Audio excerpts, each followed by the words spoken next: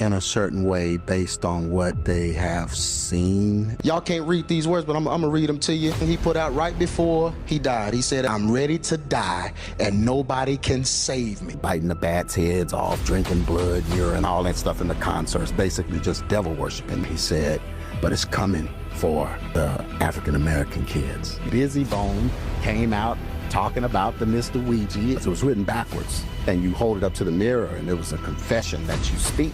They opened up our community to that spirit. Wow. Now when you see young black men, they look totally different now.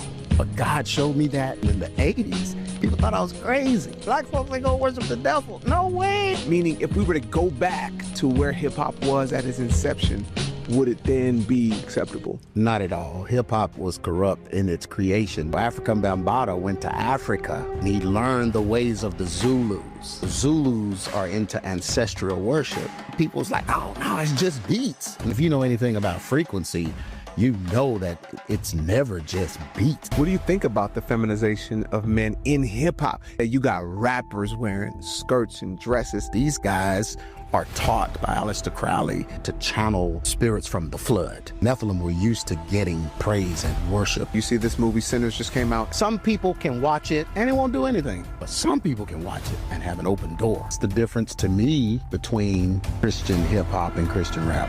There's a culture that's attached to it. There's a spirit attached to it.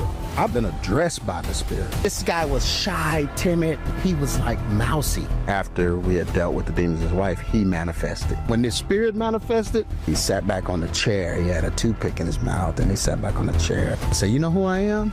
He said, "Yeah, I know who you are. You're chosen." I said, "Chosen for what?" He said, "To deal with me." I said, "Well, what's your name?" He said, "Hip Hop." If you take his riches, you owe him something. There has to be a rite of passage. Oh my gosh. I tried to warn the church. You sell your soul to the devil, you owe the devil your soul.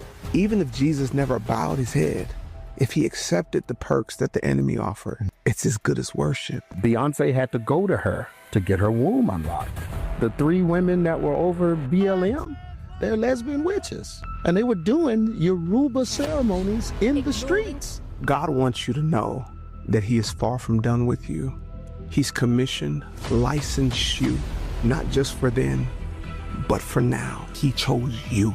I'm gonna be honest. They told me that this might not even happen. I was like, okay, good.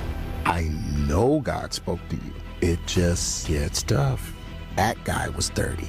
This guy's 55. It's totally different. I'm on every believer's side.